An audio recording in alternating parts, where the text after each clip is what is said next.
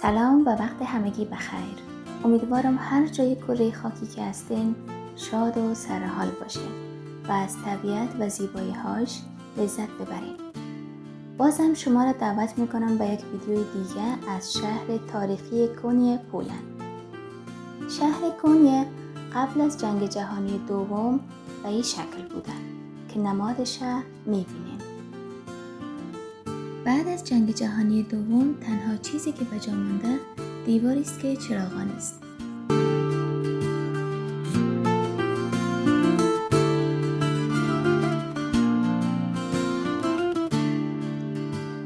و اما حالا بریم ببینیم چه تغییراتی آمده.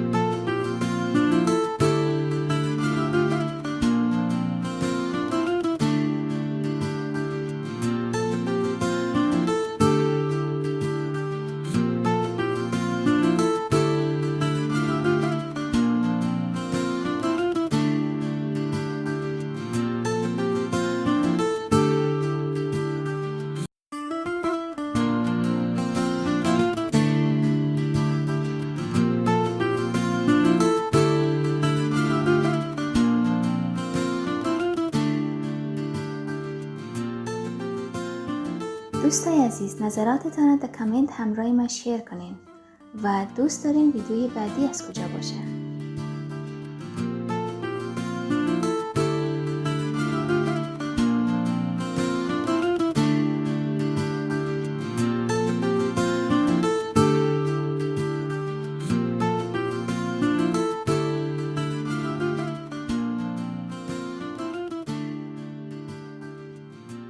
تا ویدیوی بعدی، وقت بخیر.